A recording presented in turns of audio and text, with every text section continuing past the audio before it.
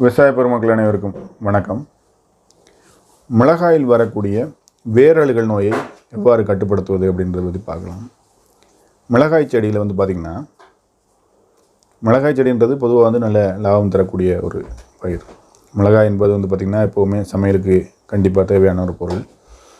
இது 2 வகையான மிளகாய்கள் இருக்கிறது. குண்டு மிளகாய் அல்லது வர மிளகாய்னு சொல்லக்கூடிய ஒரு மிளகாயும், சம்பா மிளகாய் அல்லது நீளமாக இருக்கக்கூடிய மிளகாய் அப்படின்ற மாதிரி 2 வகையாக இருக்குது.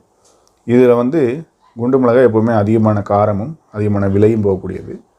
இது சாம்பார் இதுக்கு அதிகமாக யூஸ் பண்ணுறாங்க. அது போக காரமான மிளகாய்த்தூள் அல்லது சமையல் பொடி இருக்கு இல்லையா, அந்த மாதிரி இது தயார் பண்ணுறதுக்கு அதிகமாக யூஸ் பண்ணுறாங்க காரமானதுன்றதுனால.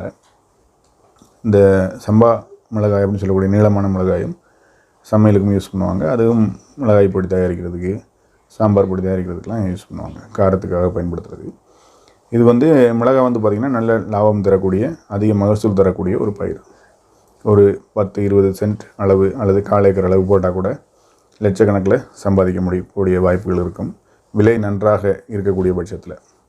இந்த மிளகாய் செடியில் பார்த்திங்கன்னா ஏற்கனவே அதில் வரக்கூடிய இலை முடக்கு அல்லது வால்பேன் தாக்குதல் போன்றவற்றை பற்றி அதை எப்படி கட்டுப்படுத்துறது அப்படின்றத பற்றி பார்த்தோம். அப்புறம் பார்த்திங்கன்னா மிளகாயில் வரக்கூடிய வேரழுகல் நோய். வேரழுகல் நோய்ன்றது பார்த்திங்கன்னா மிளகாயில் அடிக்கடி வரக்கூடிய ஒரு பிரச்சனை. சரி, மிளகாயில் இந்த வேரழுகல் நோய் வர்றதுக்கான காரணம் அப்படின்னு பார்த்திங்கன்னா, அங்கே அந்த மண்ணில் உள்ள பூஞ்சானம் அப்படின்றது சொல்லலாம். ஒரு வகையான பூஞ்சானத்தினால பூஞ்சை நோய் தான் இந்த வேரழுகல்.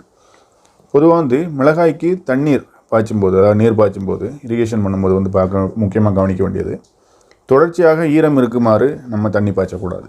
தொடர்ச்சியாக ஈரம் இருக்கக்கூடாது. ஒரு இடம் தண்ணி பாய்ச்சினோம்னா அந்த வயல் ஓரளவுக்கு நல்லா ஈரம் நல்லா குறைந்து அந்த காய்ந்து வரக்கூடிய நேரம் ரொம்ப காய விட்டுறக்கூடாது. உதாரணமாக ஒரு வாரத்துக்கு ஒரு தடவை அல்லது அப்படி தாங்காது, ரொம்ப மணல் பாங்கான பூமின்ற பட்சத்தில் ஒரு 5-6 நாளைக்கு ஒரு தடவை, அப்படி கோடை காலம் மற்றும் அதுக்கேற்ற மாதிரி கொஞ்சம் காய விட்டு நீர் பாய்ச்சறது இந்த வேரழுகல் நோயை தவிர்க்கிறதுக்கு ஒரு முதலாவது முக்கியமான விஷயமா இருக்கும். இதன் மூலமாக வேரழுகல் வர்றதை நம்ம தேவையில்லாமல் வர்றதை தவிர்க்க முடியும். சரி, வேரழுகல் வந்துருச்சு ஒரு தோட்டத்தில், மிளகாயில் வேரழுகல் விட்டது அப்படின்ற அதை எப்படி நம்ம கட்டுப்படுத்தலாம் அப்படின்றத பார்க்கலாம். வேரழுகல் நோய் வந்த வயலில் நமக்கு அந்த மிளகாயினுடைய வேரழுகல் அப்படின்னு நம்ம கண்டுபிடிக்க முன்னாடியே அந்த செடி காஞ்சி போயிடும். முதலாவது ஒரு செடி காஞ்சி போயிருக்கு, அது என்ன காரணம்ன்றது தெரியணும். ஒன்று கரையானுடைய தாக்குதல் இருந்தால் வேர்பகுதியில் அந்த செடி காஞ்சி போகும். அது கரையானினால் ஏற்படக்கூடிய பாதிப்பு. இதுக்குமே செடி காய ஆரம்பித்ததுக்கு மேலே, அதாவது நிலத்துக்கு மேல் பரப்பில் செடி காய ஆரம்பித்ததுக்கப்புறம் தான் நம்ம அந்த செடியினுடைய வேர்பகுதியை பறித்து பிடுங்கி பார்க்கும்போது அங்கே கரையானுடைய தாக்குதல்கள் இருக்கிறத நம்ம கண்டுபிடிக்கலாம். அப்படி கரையானுடைய தாக்குதல் தான் செடியை பாதிக்குது அப்படின்ற பட்சத்தில் நம்ம குளோரிபைரிபாஸ் மருந்து பார்த்திங்கன்னா கிரானியூல்ஸாகவும் கிடைக்குது, குருணையாகவும் கிடைக்கிறது. உதாரணம் பார்த்திங்கன்னா ஒரு 10 சென்ட் அளவு அல்லது 15 சென்ட் அளவுக்கு நம்ம இடம் போட்டிருக்கோம் அப்படின்னா, ஒரு 5-6 கிலோ அளவு குளோரிபைரிபாஸை நம்ம மணல் கூட கலந்து அந்த வேர் பகுதி அல்லது நீர் பாய்ச்சக்கூடிய அந்த கால்வாய் பகுதியில் போட்டு தண்ணி கட்டுறது மூலமாக அந்த குளோரிபைரிபாஸுடைய மருந்து இந்த கரையானுடைய தாக்குதலை கண்டிப்பாக நல்ல முறையில் தடுக்கும். அப்படி இல்லை அப்படின்னா குளோரிபைரிபாஸ் லிக்யூடாக இருக்குது, தண்ணி மருந்தாக இருக்குது. இதை என்ன பண்ணலாம்னா, 1 லிட்டர் தண்ணிக்கு 2-3 மில்லி அப்படின்ற விதத்தில் தண்ணியில் கலந்து அதையும் அந்த வேர் பகுதி அல்லது வேரை ஒட்டி நம்ம பகுதிகளில் கால்வாய் பகுதியில் அந்த செடியை ஒட்டி கொஞ்சம் தூரமாக தள்ளி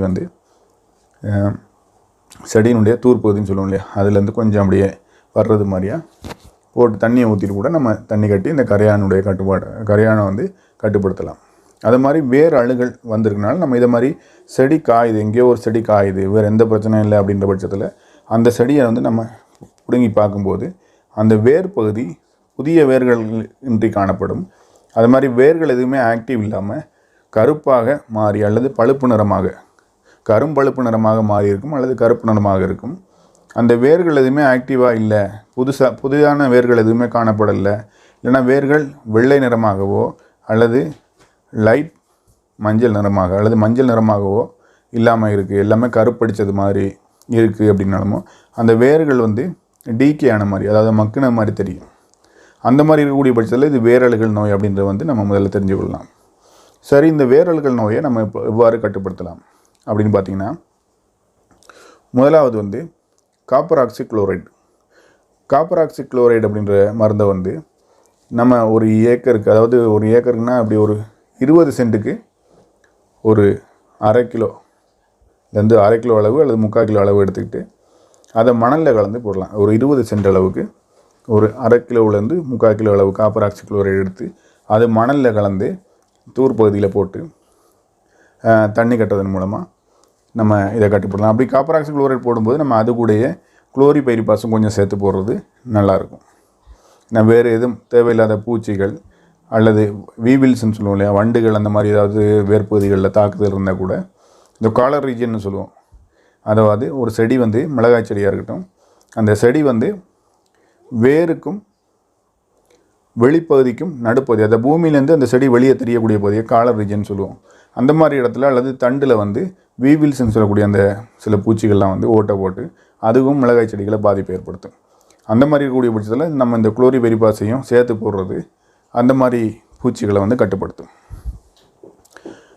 முதலாவது சொன்ன மாதிரி காப்பர் ஆக்சி குளோரைடு வந்து ஒரு 15லேருந்து 20 சென்ட் அளவுக்கு ஒரு 3/4 கிலோ அளவு எடுத்து அந்த வாய்க்கால்களை போட்டு தண்ணி பாய்ச்சதன் மூலமாக கட்டுப்படுத்தலாம் காப்பர் ஆக்சி குளோரைடு. அப்புறம் பார்த்திங்கன்னா காப்பர் சல்ஃபேட்டும் அதே அளவு ஒரு 20 சென்ட் அப்படின்ற பட்சத்தில் ஒரு 1/2 கிலோவிலேருந்து 3/4 கிலோவிலேருந்து ஒரு 1 கிலோ அளவுக்கு காப்பர் சல்ஃபேட் எடுத்து அதையும் மணலில் கலந்து தூர் பகுதியில் போட்டு நம்ம தண்ணி கட்டுறதன் மூலமாக இந்த வேரழுகல் நோயை சரி பண்ண முடியும்.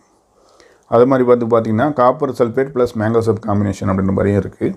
இதுவுமே ஒரு 20 சென்ட் அளவுக்கு அப்படின்ற போது ஒரு 1/2 கிலோவிலேருந்து ஒரு 3/4 கிலோ அளவு எடுத்து போட்டு நம்ம வேர் பகுதியில் போட்டு தண்ணி கட்டுறதன் மூலமாக கண்ட்ரோல் பண்ணலாம் இந்த வேரழுகளை.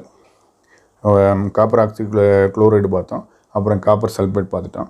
அதுக்கப்புறம் பார்த்திங்கன்னா மெட்டலாக்சில்ன்ற மருந்தை கூட நம்ம எடுத்து இதே மாதிரியே தூர் பகுதியில் போட்டு தண்ணி கட்டுறதன் மூலமாக நம்ம இது பண்ணலாம். இதே மணலில் கலந்து மெட்டலாக்சிலையும் மணலில் கலந்து போடலாம், அல்லது 1 லிட்டர் தண்ணிக்கு ஒரு 2லேருந்து 3 கிராம்ன்ற அளவில் கலந்து தூர் பகுதிகளில் ஊற்றிட்டு ட்ரென்ச்சிங்னு சொல்லுவாங்க, சாயில் ட்ரென்ச்சிங், அந்த மாதிரி ஊற்றிட்டு கூட தண்ணி பாய்ச்சி இந்த வேரழுகளை கட்டுப்படுத்தலாம்.